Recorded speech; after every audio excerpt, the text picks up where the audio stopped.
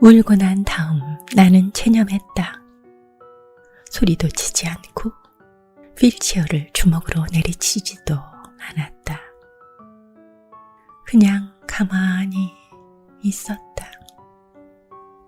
그런데 바로 그때 새들이 지저귀는 소리가 들려왔다. 새들은 그 이전에도 지저귀고 있었을 것이다. 안녕하세요. 감성편지의 김다원입니다. 웃었다가 울었다가 화가 났다가 희망이 생겼다가 이런 일들로 하루가 채워지지요. 그런데 정말 앞이 캄캄한 상태가 되면 좌절하게 됩니다. 집을 팔아서 해결해야 하나? 사업을 접어야 하나? 직장을 포기해? 연애를 그만둘까? 장기를 팔아야 하나? 등 어느 때는 삶을 포기하고 싶을 때도 있습니다. 오늘은 휠체어를 타던 작가가 좌절감을 다스린 일을 들어봅니다. 다니엘 고틀립의 샘에게 보내는 편지의 한 꼭지입니다.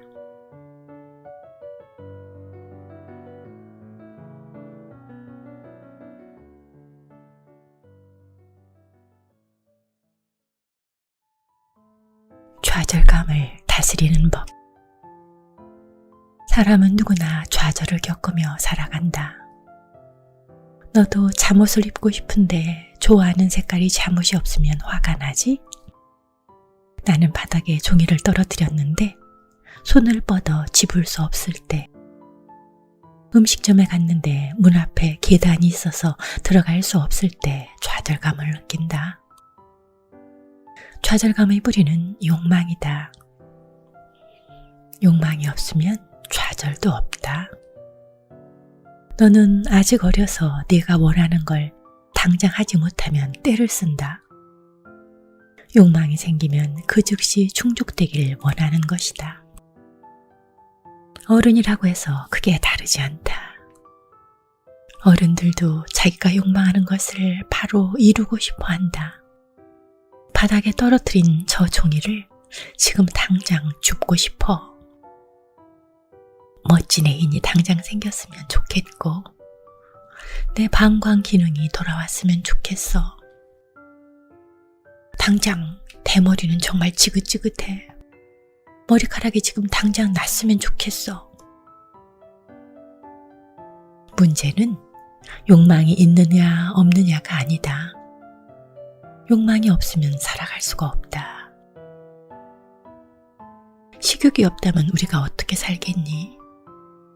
누구나 사랑하고 사랑받고 싶은 욕망, 마음의 평화를 얻고 싶은 욕망, 행복하게 살고 싶은 욕망을 가지고 있다. 보살핌을 받고자 하는 욕망도 있고 명예로워지고 싶은 욕망도 있다. 인간은 욕망 덩어리인 셈이다. 자, 이제 중요한 질문을 할 때가 되었다. 그렇다면 우리는 욕망을 어떻게 관리할 수 있을까? 욕망이 일어나면 어떻게 행동해야 할까? 욕망이 충족되지 못할 때 느끼는 좌절감을 어떻게 다스려야 할까? 내 엄마와 이모가 어렸을 때 얘기다. 어린 데비와 엘리는 좌절감에 빠진 나를 보며 배꼽을 잡고 웃곤 했다. 쩔쩔매는 내 모습이 그저 우습기만 했던 것이다. 내가 휠체어를 탄 지 얼마 되지 않아 익숙하지 않았을 때였다. 휠체어를 타고 집안을 돌아다니다가 코너를 제대로 돌지 못해 벽에 부딪힐 때가 많았다. 그럴 때마다 나는 화가 나서 주먹으로 벽을 치며 젠장! 하고 소리를 쳤다. 쌤, 좌절감을 다스리지 못하면 분노로 변하게 되고 분노는 과격한 행동을 불러일으킨다. 내가 벽을 치고 고함을 내지르는 거나 내가 얼굴이 빨개지도록 화를 내며 울어대는 거나 그 모두가 우리가 매일 겪으면서도 참지 못하고 터뜨리는 감정들이다. 우리가 매일 겪으면서도 참지 못하고 터뜨리는 감정들이다. 인간에게 욕망이 일어난다는 것이 자연스러운 일이듯이 좌절의 감정도 자연스러운 것이다. 문제는 그 감정을 제대로 다스리지 못하는 것이야. 나는 어린 딸들에게서 감정관리법을 배웠다. 데비와 엘리는 내가 벽에다 애꿎은 화풀이를 할 때마다 깔깔거리며 웃었다. 아빠가 또 과당했어. 아빠 좀 봐. 그런데 어느 순간부터 나는 벽에 부딪히고 나서 벽을 때리며 고함을 치다가 그런 나를 보고 웃는 딸아이들과 함께 웃음을 터뜨렸다. 그래, 아빠가 또 과당했다. 사실 벽에 부딪힌다고 해서 그리 나쁠 것도 없다. 어쩌면 우리가 뭔가 가르쳐주기 위해 벽이 거기에 있는지도 모른다. 몇 년 전 아주 화창한 봄날이었다. 집에는 아무도 없었다. 앞뜰에 나가 혼자 산책하고 있는데 전동 휠체어 바퀴가 그만 구멍에 빠져버렸다. 엔진 속력을 최고로 높이고 앞뒤로 움직여 보았지만 소용이 없었다. 꿈쩍도 하지 않았다. 마침 평일 한낮이어서 옆집에도 사람이 없었다. 불을 간병인도 없었고 도와달라고 아무리 소리쳐도 기척이 없었어. 목청껏 소리를 치다가 좌절감에 사로잡혀 휠체어 팔걸이를 주먹으로 내리치기 시작했다. 얼마나 오랫동안 세게 내리쳤던지 손에서 피가 났어. 피를 보고 깜짝 놀라서 다시 소리쳐 사람을 불렀지만 목소리마저 잠겨버렸지. 아무것도 할 수 없다는 무력감에 울음이 터져 나왔어. 울고 난 다음 나는 체념했다. 소리도 치지 않고 휠체어를 주먹으로 내리치지도 않았어. 그저 그냥 가만히 앉아 있었다. 벽에 부딪힌 것이다. 그런데 바로 그때 새들이 지저귀는 소리가 들려왔다. 새들은 그 이전에도 지저귀고 있었을 것이다. 하지만 나는 구멍에서 빨리 빠져나오고 싶은 욕망에 사로잡혀 있었고 좌절감에 맞서 싸우느라 소리치고 주먹으로 내리치고 울고불고 했으니 그 와중에 새소리가 들렸다면 오히려 이상했을 것이다.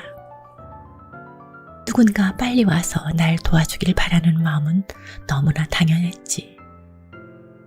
하지만 때로 그것은 곧바로 충족될 수 있는 욕망이 아닐 수도 있다. 그걸 받아들이고 싸움을 멈추자 비로소 평화가 찾아온 것이다. 내가 겪은 이 같은 과정을 너 역시 반복하는 걸 본다. 내가 원하는 대로 되지 않으면 넌 화를 내고 울음을 터뜨린다.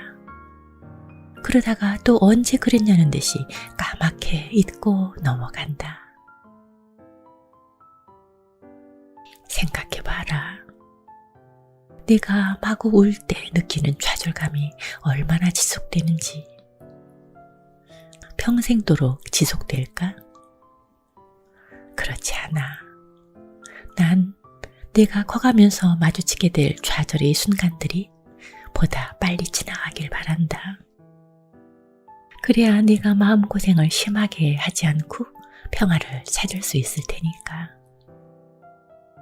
우리는 살면서 벽에 부딪히는 일을 피할 수 없어. 그럴 때 어떻게든 평화를 찾아야 한다. 그렇지 못하면 벽에 부딪히는 데에서 그치지 않고 벽으로 돌진하고 말 것이야. 여러분은 어느 때 좌절감을 느끼시나요? 그럴 때 어떻게 그 좌절감에서 벗어나시나요? 여러분은 휠체어를 타보셨나요? 휠체어를 타고 계단 앞에서 머뭇거린다든지 갈 수 없는 곳에 부딪혀서 어려운 일을 겪어보신지는 있는지요? 오늘은 여러분의 좌절, 극복담을 알고 싶은 날이었습니다. 고맙습니다. 다음 토요일에 뵙겠습니다.